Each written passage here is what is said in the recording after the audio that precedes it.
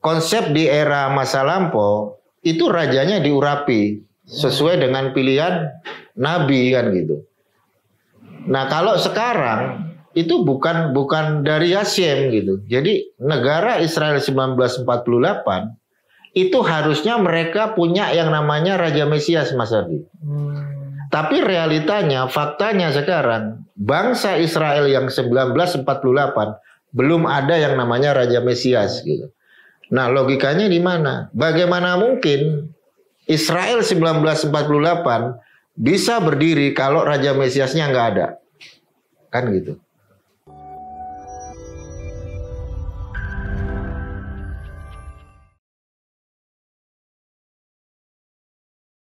Ya, bismillah. Assalamualaikum warahmatullahi wabarakatuh. Waalaikumsalam warahmatullahi wabarakatuh. Ya, Bang Umar sehat? Alhamdulillah bikhair, sehat. Ya, selamat datang di Baitul Maqdis Channel. Jauh nggak Bang dari rumah ke sini?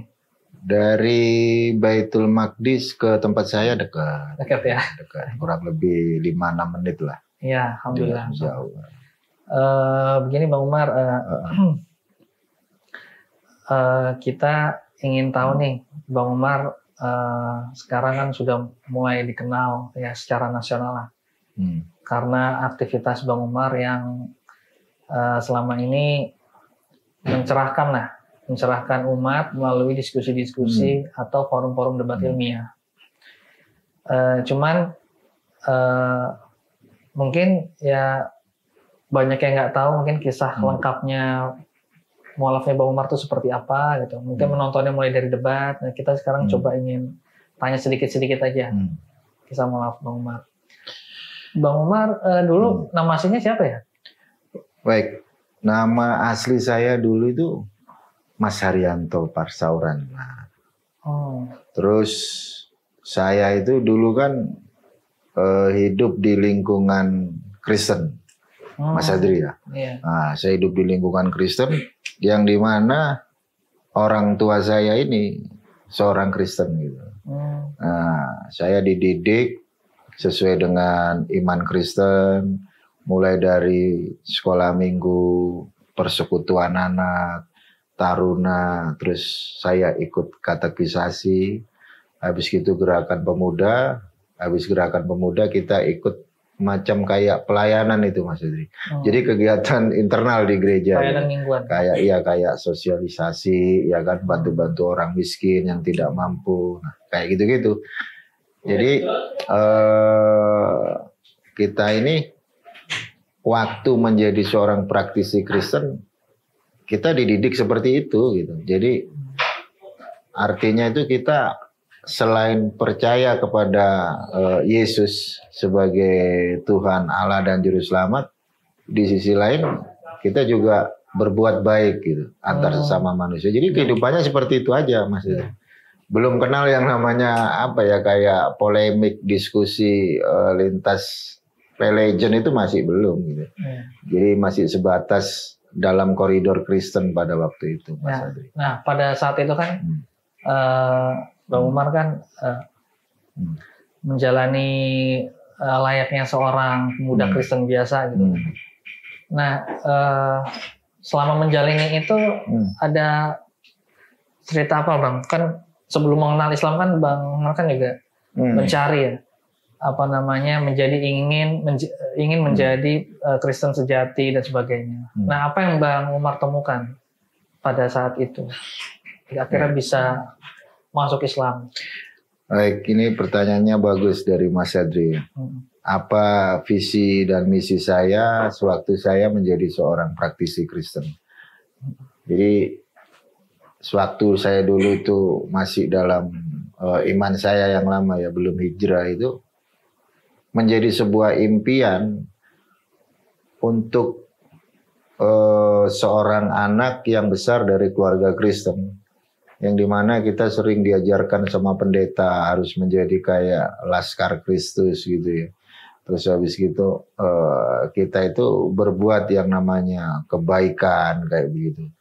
Jadi artinya itu adalah suatu impian saya dulu menjadi hamba Tuhan gitu ya.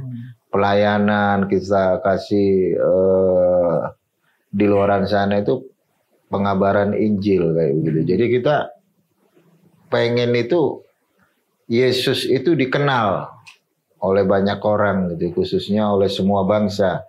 Jadi kita tuh pengen mengabarkan bahwa hanya ada satu juru selamat, yaitu Yesus. Itu dulu motivasi saya yang saya dapat dari pendeta-pendeta saya seperti itu gitu.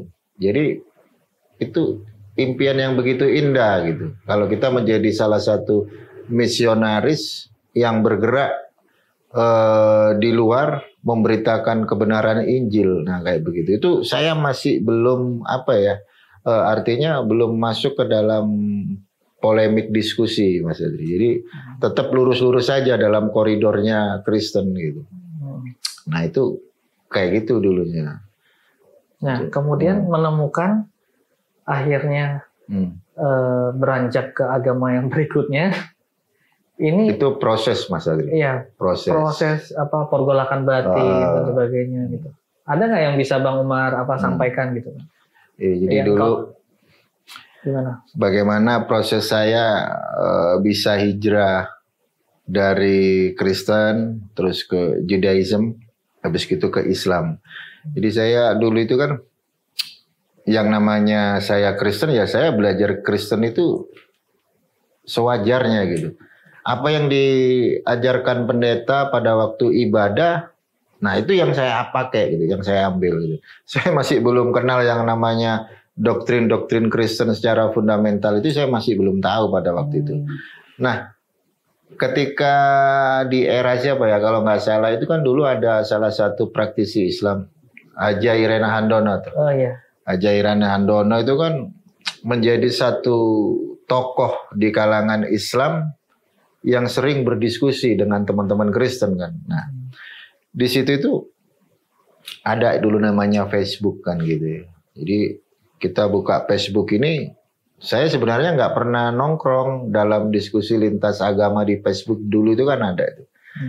Nah kebetulan pas saya scroll itu muncul kayak grup gitu, diskusi lintas agama Islam Kristen gitu. Nah di situ saya baca tuh komentar-komentar Mas Edwi. Ada dari komentar teman-teman Kristen itu menjelaskan bagaimana iman Kristen mereka dan itu sama seperti saya gitu.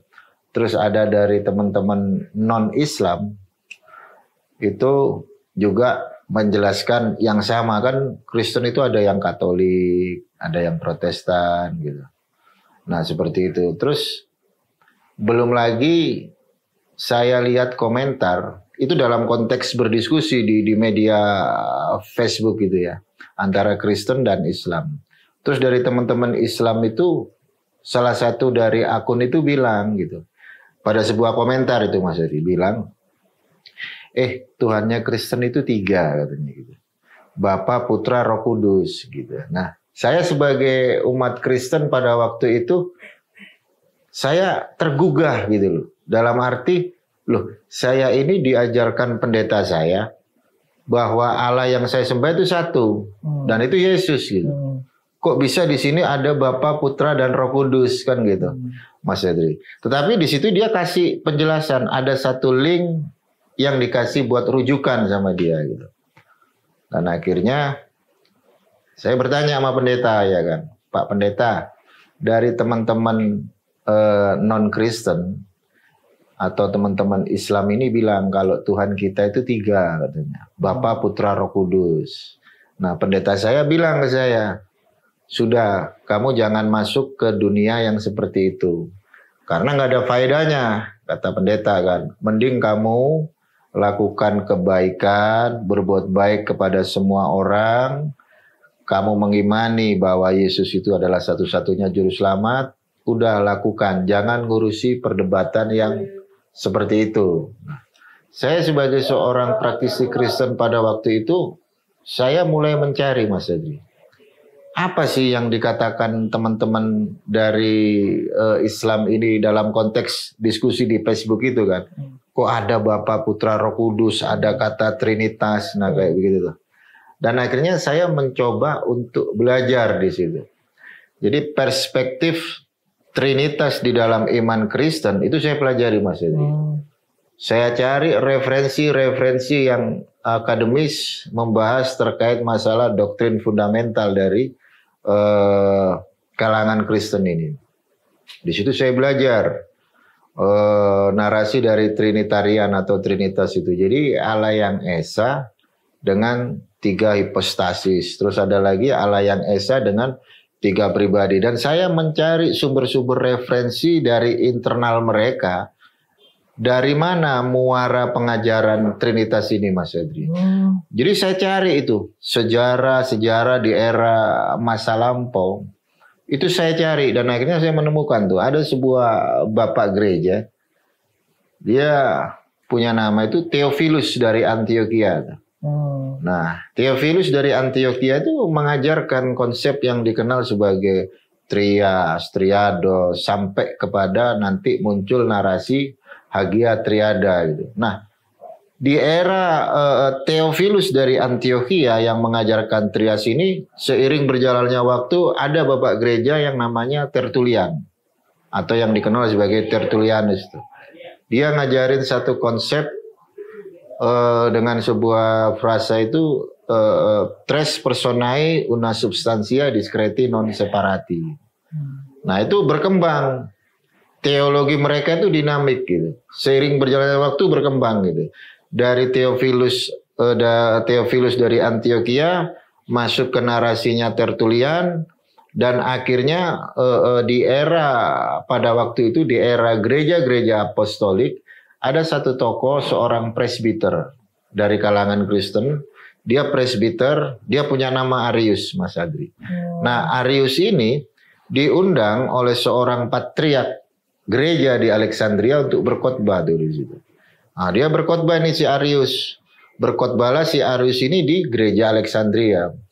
Dan Arius bernarasi dengan sebuah frasa. Frasanya itu ada satu masa di mana putra Allah pernah tidak ada. Nah, berangkat dari situ terjadi sebuah polemik di internal kekristenan tuh. Pada waktu itu Dewan Okumene belum ada, Mas Adri. Jadi di era pada waktu itu narasinya masih berbau politik gitu. Nah, akhirnya timbul polemik di internal kekristenan terkait frasa yang disampaikan oleh Arius, maka dibentuklah sebuah Dewan Okumene gitu. Nah, Dewan Okumene ini terbentuk, gayung bersambut ada seorang kaisar yang dia punya nama Konstantin, maka dibuatnya lah konsili kan. Konsili Nisea tahun 325. Itu membahas terkait masalah who is Jesus gitu. Siapa itu Yesus di dalam sebuah perspektif homoousios Nisea. Kemudian ditetapkan sebagai Tuhan di situ ya. Belum. Jadi Yesus ini di dalam konsili Nisea ada 2 perspektif gitu. Ada dari perspektif Arius, ada dari perspektif Athanasius gitu. Jadi siapa ini Yesus gitu? Apakah dia sebagai bentuk keilahian atau sebagai manusia aja kan gitu. Jadi masih polemik gitu Mas Adri di era abad 234 ya kan. Dan pada akhirnya setelah saya mempelajari sisi historis itu, akhirnya doktrin terkait masalah Trinitarian, sekalipun konsili Nisea itu tidak membahas tentang Trinitarian, tetapi di era akhir abad keempat, maka doktrin itu ada gitu, yang dinarasikan oleh salah satu bapak gereja juga, yaitu Athanasius. Di dalam Simbolum Athanasiumnya di situ dijelaskan semua Mas Adri. Siapa itu Bapa, siapa itu Putra, siapa itu Roh Kudus. Jadi emang benar gitu. Di dalam narasi kekristenan yang fundamental ada konsep yang mengajarkan bahwa Allah itu Trinitas gitu. Dan paham Trinitas ini berbeda dengan ajaran dari sesama Kristen gitu. Kan ada tuh dari kalangannya Tertullian, terus kalangannya Athanasius yang memakai narasi Trinitarian, dan itu juga ada yang berseberangan gitu. Selain Arius ada seorang bapak gereja, dia punya nama Praxeas. Nah, Praxeas ini dia punya murid namanya Sabellius. Dan ajaran dari praksias ini yang dikenal sebagai Sabellian, atau di era masa lampau itu kita bisa mengerti bagaimana konsep yang diajarkan praksias itu monarki modalism. Jadi monarki modalism yang dimana ajaran itu di dalamnya ada satu konsep yang dikenal sebagai patripasianisme modalis. Nah, konsep yang dibawa oleh Praxeas yang dia punya murid Sabellius itu ditentang sama Tertullian gitu. Makanya Tertullian bikin sebuah buku yang dia punya judul Again of Praxeas gitu. Selain Again Praxeas ada juga Again Heresy. Nah, itu untuk mengkanter perspektif dari Praxeas dan Sabellius. Nah, dari situ akhirnya saya bisa paham ini. Oh, ternyata kekristenan banyak sekali pengajaran terkait masalah who is Jesus gitu. Siapa Yesus? Dari kalangan Trinitarian menceritakan Yesus itu adalah pribadi kedua dari Allah Trinitas. Sementara dari kalangan Praxeas, Sabellius menjelaskan bahwa Bapa itu Yesus, Putra itu Yesus, Roh Kudus itu juga Yesus. Jadi ada something yang memang different terkait bagaimana perspektif Praxeas dengan Athanasius, dengan Arius. Ini ada sesuatu yang benar-benar berbeda gitu. Belum lagi narasi yang disampaikan sama Hermogenes gitu. Jadi di situ saya mulai mengerti loh. Kok ini ya? Kan gitu. Sementara ketika saya diperhadapkan dengan sebuah kitab suci yang saya pegang yaitu Bible, saya melihat loh, di dalam Bible ini menarasikan bahwa Allah itu Esa satu gitu. Begitu juga di dalam Perjanjian Baru menarasikan bahwa Allah Israel itu Esa gitu satu.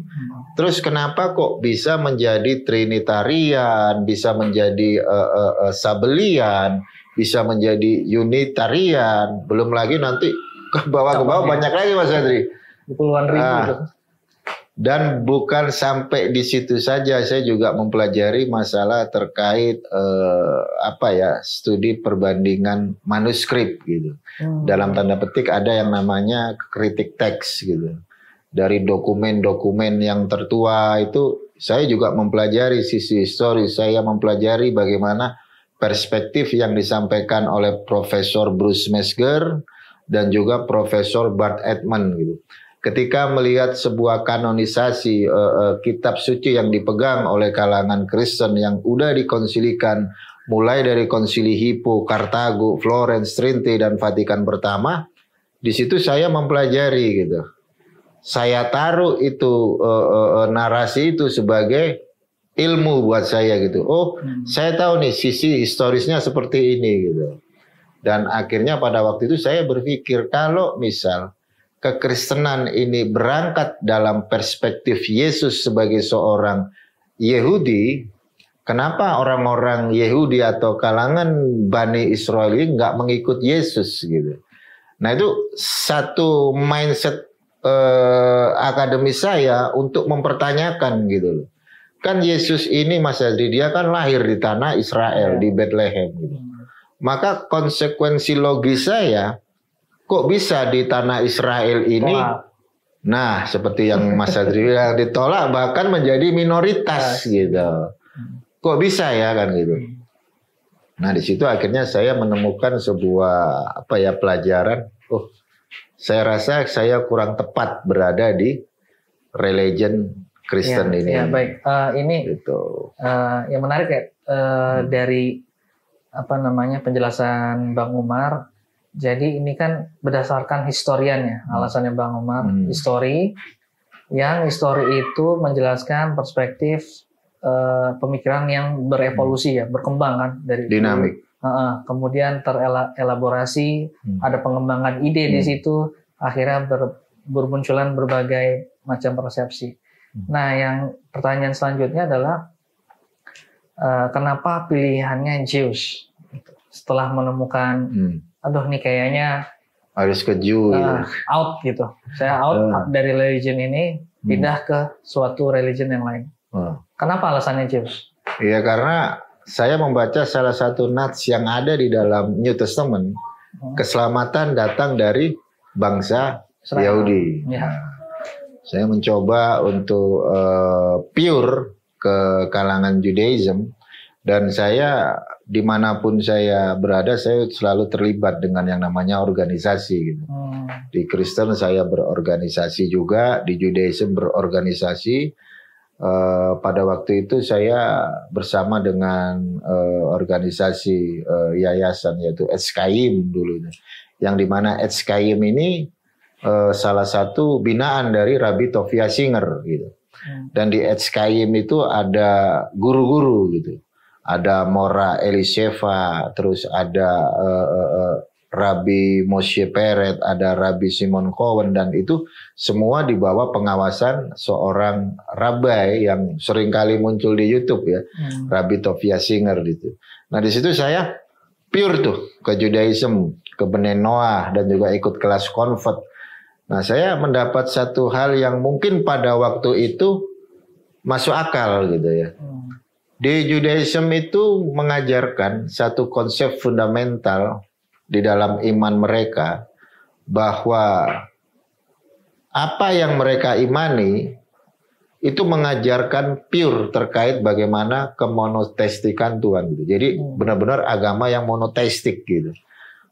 Dan banyak sekali dijabarkan dasar-dasar mereka yang mungkin ada dalam literatur mereka, itu ada yang udah dikodifikasi sama seorang rabai dari kalangan Sephardik, Rabbi Moshe ben Maimon, di dalam Slosa Asar Ikarimnya, yang selalu menjadi pondasi iman bagi kalangan Judaism. Terus kita juga diajarkan konsep-konsep basic gitu, terkait bagaimana mengenal siapa Tuhan kita. Di dalam kitab yang dipegang sama Judaism itu kan banyak, Mas Adri. Bukan hanya Tanakh saja gitu, bukan hanya Torah, Nevi'im, dan juga Ketuvim, tapi masih banyak literatur gitu. Jadi hampir sama kayak Islam gitu. Ada rukun agamanya? Ada di sana. Itu kalau mau ngelihat bagaimana kode etik hukum daripada kalangan Judaism, itu ada nama kitabnya Shulchan Aruch gitu. Jadi kita mau tefillah, kalau di Islam itu kan macam kayak kita mau berdoa, mau sholat, itu ada bacaan-bacaan semua. Mungkin nggak bisa kita bilang sama gitu. Kenapa? Karena akidah atau syariat yang dipegang sama Judaism pasti beda dengan syariat yang ada di Islam gitu. Nah di situ saya mulai tertarik nih terkait dengan bagaimana pandangan Judaism tentang Sang Pencipta. Di sana dijelaskan dalam Torah, dalam kitab Devarim itu dijelaskan bagaimana Hashem itu yang echad, seperti yang termuat di dalam Torah, Shema Yisrael, Hashem Elokeinu, Hashem echad. Nah di situ saya mulai belajar konsep bagaimana pandangan Hashem ini diajarkan kepada praktisi Judaism pada waktu itu gitu. Nah, di situ saya mulai belajar. Lambat laun saya belajar mengerti konsep dasar dari Judaism. Dan pada akhirnya ada suatu kelas gitu ya. Kelas kita itu kalau di Islam itu kan kalau kita berguru ini kan pasti guru kita sanadnya jelas kan gitu Mas Edi. Jadi sebelum Rabi itu mengajar, dia itu bernarasi, saya Rabi ini, terus di atas saya ada ini gitu. Jadi sanad dia nyambung sampai ke atas gitu ya. Terus dia mengajarkan bagaimana hubungan kita dengan Tuhan, terus bagaimana hubungan kita dengan sesama, itu Rabi ngajarin gitu, Mas Adri. Jadi ya kalau dibilang di Kristen juga ngajarin seperti itu gitu. Bagaimana hubungan manusia dengan Tuhan, dan juga bagaimana hubungan manusia dengan sesama. Begitu juga di Judaism seperti itu. Tetapi di Judaism sangat spesifik gitu. Contoh misal, kita punya barang lah, contoh sepeda motor gitu. Jangan sampai sepeda motor itu melukai tetangga kita gitu. Atau misal kita punya pohon mangga gitu ya, jangan sampai pohon mangga kita itu mengganggu tetangga kita. Sampai di situ mereka itu begitu detail gitu. Ya. Cuman ini biar lebih jelas, ini kan Yahudinya Yahudi Ortodoks ya. Soalnya kan Yahudi kan macam-macam nih, takutnya teman-teman yang nonton asosiasikan, oh berarti Zionis Yahudi baik dong gitu. Maksudnya Zionis Israel lah yang ada sekarang. Zionis Israel ngajarinnya seperti ini juga gitu. Nanti saya akan bongkar gitu. Oh gitu. Kan sekarang lagi polemik ya. Iya. Kalau kita ngomongin Judaism udah pasti. Kalau yang dari kalangan Sephardi, Askenazi, ya kan, walaupun itu nggak semua, tetapi realitanya paham Zionism religi sama seperti yang saya omongkan gitu. Mungkin para Ivan Pila, para mualim dan subscriber yang ada di Baitul Maqdis, ya bisa di searching itu. Ada tokoh kalangan dari Zionism religius. Salah satu tokohnya adalah Rabbi David Steff. Dia mengajarkan juga seperti ini gitu. Bagaimana hubungan kita dengan Hashem, bagaimana hubungan kita dengan sesama gitu. Tetapi ada poin-poin tersendiri kalau kita mau masuk ke ranah yang Zionism. Kayak gitu Mas Yadi. Contoh misal, saya dulu diajar oleh rabi-rabi yang dia punya paham Zionism. Ajarannya sama kayak begini gitu. Terkait bagaimana hubungan kita dengan sesama dan dengan Tuhan itu sama gitu. Baik Zionism, baik anti-Zionis atau Neturei Karta itu kan anti-Zionis tuh. Belum lagi nanti ada yang namanya Askenazi, Sephardik, Chabad, terus dari kalangan Reform. Itu kalau ngajarin konsep basic tentang Judaism sama gitu. Tapi ada poin-poin tertentu yang seperti Mas Adri bilang itu Zionism. Nah, itu beda lagi.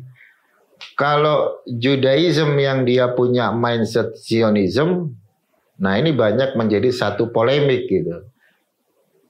Polemiknya di mana kan gitu. Nah, kalau kita ngomongin Zionism ini menarik ini.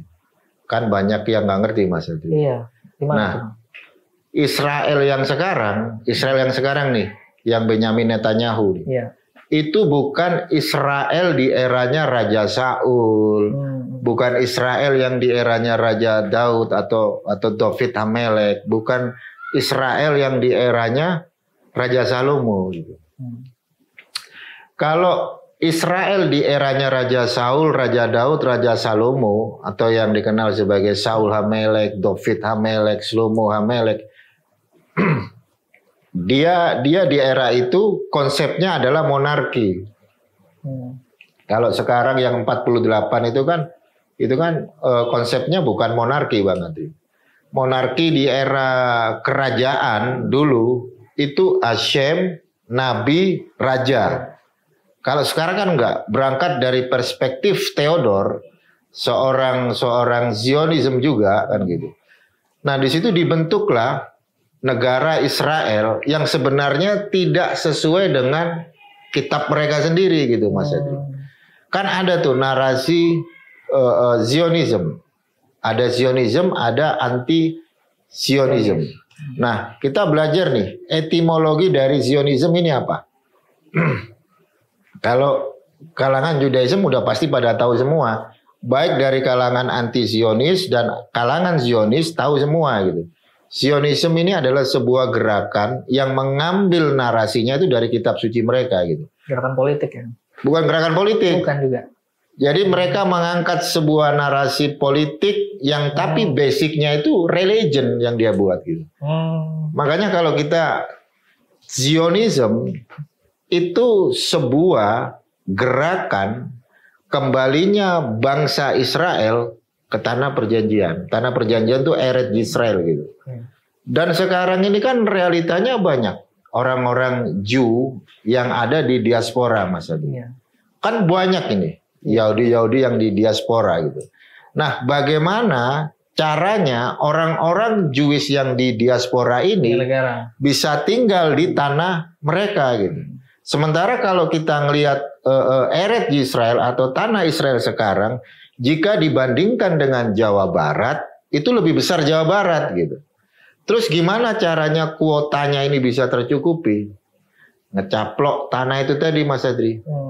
Nah, dengan mengatasnamakan itu tanah kita, tanah yang sudah dijanjikan, nah kayak begitu. Ya. Nah itulah yang banyak ditentang Mas Adri. Bahkan dari kalangan internal mereka menentang. Kenapa? Karena Israel 1948 ini berdiri bukan karena kehendak Tuhan mereka gitu. Bedanya di mana? Kalau di eranya Raja Saul, terus era David Hamelek, Shlomo Hamelek, itu setiap raja itu diurapi.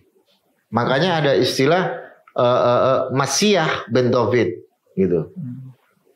Kalau kita ngomongin Masiah nih, ada istilah Masiah ben David, ada Masiah ben Yosef. Ada Mesias dari klan David, ada Masiah dari klan Efraim gitu. Nah, istilah raja yang diurapi kalau dalam mindset Bene Israel itu dikenal sebagai Melech Hamasiah gitu. Raja yang diurapi. Saya pakai logat Sephardic Mas Ardi. Saya nggak pakai logat Askenazi. Nah, konsep di era masa lampau itu rajanya diurapi sesuai dengan pilihan nabi kan gitu. Nah, kalau sekarang itu bukan dari Hashem gitu. Jadi negara Israel 1948 itu harusnya mereka punya yang namanya Raja Mesias Mas Ardi. Tapi realitanya, faktanya sekarang bangsa Israel yang 1948 belum ada yang namanya Raja Mesias gitu. Nah, logikanya di mana? Bagaimana mungkin Israel 1948 bisa berdiri kalau Raja Mesiasnya nggak ada? Kan gitu. Nah, sekarang setelah mendalami Zeus, titik turning point-nya gitu, titik baliknya Bang Umar kok keluar. Di mana tuh? Pada saat apa itu momennya? Langsung gitu gitu. Ada satu masa di mana ada sebuah kronologis Q&A. Ya. Gitu. Ada seseorang dari praktisi non-Jew bertanya kepada para rabai, Raf, what do you think about Muslim? Gitu. Apa yang kamu pikirkan tentang Muslim? Rabinya bilang, Muslim itu adalah salah satu religion yang begitu beautiful. Mengajarkan satu konsep basic monoteistik yang begitu sempurna. Loh, dalam mindset saya, kalau Islam itu beautiful menurut rabai, salah satu rabai, karena nggak semua rabi setuju kan gitu. Ada dari salah satu rabai yang kebanyakan itu melihat Islam itu indah gitu. Dan menjadi salah satu religion yang begitu mengajarkan satu konsep monoteistik yang begitu sempurna gitu. Terus mindset saya berpikir,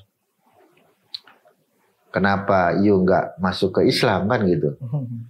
Kan saya seperti itu. Iya. Terus akhirnya saya bertanya di sela itu, Raf, jika Anda berkata bahwa Islam itu salah satu agama monoteistik yang begitu sempurna dan juga begitu indah, bahkan di dalam literatur kita, di dalam Melahim Ulmi Hamod, baginda Rasulullah yang dipakai dengan kode etik yaitu Yismailit, dinarasikan sebagai salah satu bagian daripada rencana Hashem yang mempersiapkan jalan bagi Mesiasnya orang Yahudi dan yang mempromosikan satu Tuhan. Kenapa Anda nggak masuk Islam? Kan gitu. Iya.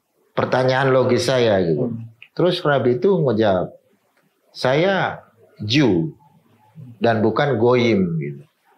Jadi saya mengikuti nenek moyang saya gitu. Dan itu jawabannya memang masuk di akal gitu. Oh seperti itu. Akhirnya nggak saya gubris gitu. Jadi menjalankan agamanya berdasarkan nenek moyang mereka turun temurun. Makanya di dalam literatur mereka juga ada yang namanya Pirkei Avot atau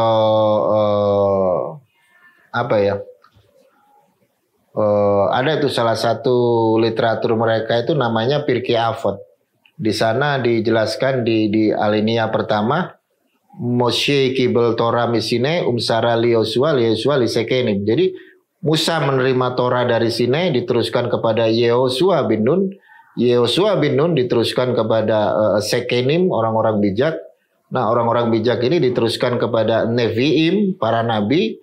Para nabi diteruskan kepada majelis besar atau Knesset Agedolah. Dan itu diteruskan turun temurun gitu. Jadi kayak semacam ada mata rantainya gitu. Nah kayak begitu. Jadi mereka kenapa nggak masuk Islam ya karena mereka meneruskan warisan dari nenek moyang mereka, Mas Yogi. Dan terus yang membuat saya hijrah dari Judaism ke Islam, mereka mengajarkan satu konsep yang dikenal sebagai reinkarnasi. Nah itu. Awalnya udah bagus, tetapi ada satu halaka atau sebuah apa ya semacam kayak midras atau pengajaran mereka gitu ya, yang mengajarkan bahwa ada satu konsep yang dikenal sebagai reinkarnasi gitu. Nah di situ saya mulai waduh, kalau saya reinkarnasi sampai 1, 2, 3 dan akhirnya saya menjadi binatang, menjadi meja, kursi kan. Semacam kayak gimana kan gitu ya. Nah dari situlah saya harus mempelajari yang namanya Al-Quran kan gitu. Dan akhirnya saya bandingkan itu Bible, Tanakh dan Mushaf Al-Quran itu saya bandingkan mana yang lebih rasional gitu. Nah kayak gitu Mas. Masuk Islamnya di mana? Saya di prosesi syahadat di masjid di Surabaya di Masjid Al Akbar 2022 ya? 2022. Nah langsung aja nih Bang, kan setelah masuk Islam nih, sekarang Bang Umar juga udah dikenal banyak orang, kemudian terakhir debat lintas agama juga ya, pada debat dengan Pak Pendeta Esra Soru dan Pak Pendeta Budi Asali. Dalam debat itu ada nggak sih Bang Umar yang yang jadi tantangan gitu?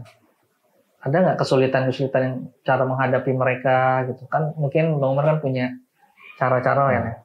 Ada nggak kesulitan untuk melunturkan iman mereka atau debat itu hanya sebatas mungkin bertukar informasi atau bagaimana itu? Jadi kalau debat yang kemarin, diskusi yang kemarin tergantung Bang Adri. Tergantung bagaimana lawan kita gitu. Bagaimana pemikiran mereka, apakah mereka bisa seobjektif mungkin kan gitu. Kalau yang namanya diskusi antar religion, kita ngomongin iman nggak bisa diperdebatkan kan gitu. Itu udah harga mati kalau iman gitu. Tapi kalau kita mau sedikit untuk objektif ya kan, terutama lagi jujur, itu enak gitu. Tapi kalau udah nggak jujur, contoh misal, saya tanya sama salah satu pendeta, Pak Pendeta, ini kitab siapa? LXX. Dan Pak Pendeta itu tidak mau mengakui kalau itu kitab dia gitu. Sementara satunya lagi Pak Pendeta yang satu mengakui kitab yang bukan kitabnya gitu. Lah saya ini kan gimana ya kalau mau saya teruskan kan gitu. Nah dari situ saya berpikir, kalau kita mau objektif, diskusi itu akan menjadi satu hal edukasi yang cukup epik gitu. Oh, Kristen itu seperti ini, Islam itu seperti ini gitu. Tetapi kalau diskusi itu dipakai sebagai ego, itu kan nggak diperbolehkan juga di Islam. Sebagai gaya-gayaan siapa saya itu kan juga nggak boleh di dalam Islam. Tapi kalau diskusi itu dipakai dalam narasi yang seperti tadi yang saya bilang ego terus ingin menang, diskusi itu menjadi satu hal diskusi yang bagi saya nggak bermutu gitu. Tetapi kalau diskusi itu dilakukan dengan objektif, maka insya Allah diskusi itu menjadi satu edukasi yang cukup positif dan bisa menjadi satu hal yang begitu epik bagi kita, bagi praktisi Islam tahu, oh Kristen itu seperti ini, begitu juga sebaliknya gitu. Nah kayak gitu Mas. Dalam debat itu diskusi kemarin itu ada ini nggak? Ada konsep bagaimana nanti kedua belah pihak konstruksi pikirannya tuh mempunyai visi yang sama, artinya membangun argumentasi bareng-bareng, kemudian diadu. Nah yang kalah argumentasinya, apakah dia seharusnya konsekuensinya mengakui salah atau ada nggak seperti itu? Iya, sebenarnya apa ya? Kalau kita ngomongin diskusi itu kan nggak ada yang namanya menang kalah sebenarnya. Karena kalau yang kita jadi patokan menang dan kalah, kalau menang dan kalah pasti ada hadiahnya kan gitu. Iya. Pasti ada pialanya kan gitu. Iya. Itu logika gitu. Yang namanya diskusi itu seperti yang saya bilang, kalau kita mau diskusi kita harus satu jujur. Jujur, objektif, sesuai dengan data dan juga sisi dari sejarah kan gitu. Dan satu lagi kita harus tahu mana perbedaan dan mana persamaan gitu. Tapi kalau kita pakai iman kita Mas Adri, ya saya juga bisa bilang kan, wih selain Islam lu masuk neraka kan gitu. Akhirnya kan nggak ketemu. Begitu juga sebaliknya, selain Kristen tidak ada yang masuk neraka. Akhirnya kan batu ketemu batu kalau berbenturan pecah akhirnya kan gitu. Tetapi kalau dia menjelaskan, oh Kristen itu seperti ini, terus bantahan akademis kamu di mana kan gitu. Dan kita jelaskan gitu. Begitu juga sebaliknya kan gitu. Makanya kalau diskusi masalah iman itu memang nggak seefektif gitu. Karena nggak bisa diperdebatkan itu, Mas Ardi. Ya, jadi kalau kita lihat sih Bang Umar, salah satu manfaatnya kan besar juga lah, namanya di dalam diskusi atau debat kemarin. Jadi yang biasanya orang-orang atau masyarakat grassroots ini yang di bawah ini obrolan warung kopi, mereka ngomongin tentang Islam begini, begitu sebaliknya. Dan dia menonton konten kemarin itu, jadi mereka punya pandangan-pandangan ya, pandangan-pandangan positif, contoh-contoh yang bagus, bagaimana yang mereka bersikap seharusnya. Nah, Bang Umar ada ini nggak, tips atau saran lah, seharusnya tuh, kadang kan kita kan kalau nongkrong kan kadang ada yang non Muslim, ada apa, bagaimana sih berdiskusi yang baik gitu, sama teman sendiri gitu. Ya obrolan warung kopi lah gitu. Iya, jadi kalau kembali aja kita sebagai umat Islam kembali ke syariat kita sebagai umat Islam gitu. Jangan sampai syariat itu dilanggar gitu. Di Islam diajarkan kok kita itu berdiskusi secara baik dan benar dijelaskan. Bahkan narasi-narasi yang bisa diambil dari Imam Syafi'i itu juga bagus untuk dipakai gitu. Jadi kita yang sebagai umat Islam yang penting kita nggak ganggu mereka kan gitu. Kita nggak menghina agama mereka, istilahnya kita itu nggak kotak-katik kitab mereka kan gitu. Ya kita fine-fine aja gitu.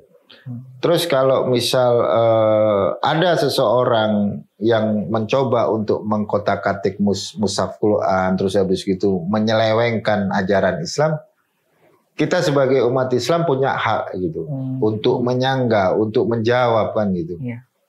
Jadi jangan kobarkan dulu bendera perang kepada mereka sebelum kita diserang. Nah kayak gitu Mas Adri. Jadi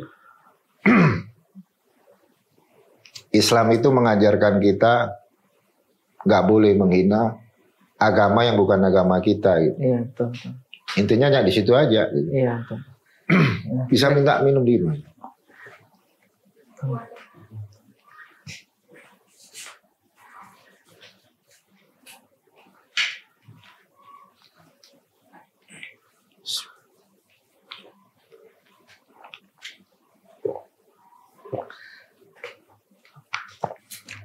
Ya baik Bang. Terima kasih Bang. Mungkin yang terakhir Bang. Jadi kesimpulannya kan nih jelas ya. Bang Umar tuh sebenarnya mengajak juga para netizen ini berbudaya literasi lah, membaca ya ya inilah diskusi intinya yang baik. Yang baik penuh dengan literasi dan lain-lain. Karena juga masyarakat kita kan menurut riset itu 0,001% budaya membaca kita. Jadi artinya dari 1.000 orang di sini hanya 1 orang yang suka membaca, gitu. Jadi sangat miris sekali. Nah, mungkin terakhir mungkin sarannya, nasihat atau saran lah dari Bang Umar itu. Iya. Apa? Jadi kita itu hidup di dalam lingkup yang pluralitas, gitu.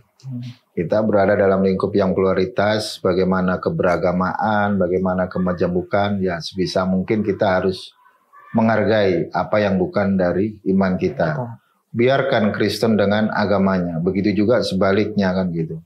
Dia mau Kristen, dia mau Hindu, dia mau Buddha, selagi agama itu diakui dan sah di Indonesia, biarkan mereka menjalankan ibadah dan ritualnya masing-masing. Jangan sampai kita itu mengorbankan bendera perang kepada mereka. Islam itu dikenal sebagai rahmatan lil alamin gitu. Bagaimana mereka mau menerima Islam kalau kita sendiri berbuat yang tidak berkenan terhadap Islam itu sendiri? Itu kan nama apa tuh? Mencoreng nama Islam sendiri gitu.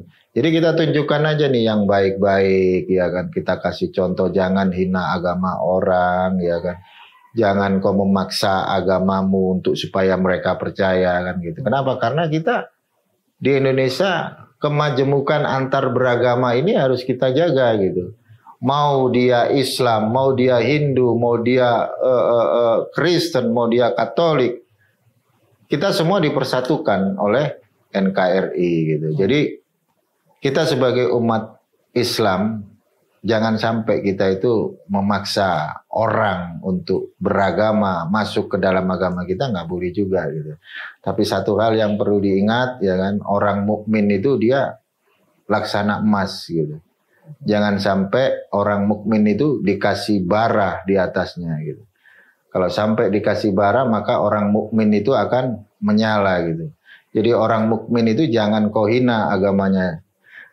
Kalau kau sampai hina agamanya, maka orang mukmin itu akan menyerahkan seluruh jiwa raganya untuk membela agama yang diridhoi oleh Allah Subhanahu wa taala, yaitu Islam. Gitu, Mas Adri. Ya, terima kasih. Alhamdulillah. Umar, insya Allah ya jelas. Ya, semoga ini jadi faidah yang informatif, edukatif, dan motivatif bagi teman-teman Baitul Maqdis Channel. Sebelumnya terima kasih. Mohon maaf ada kesalahan. Kita tutup. Assalamualaikum warahmatullahi wabarakatuh. Waalaikumsalam warahmatullahi wabarakatuh.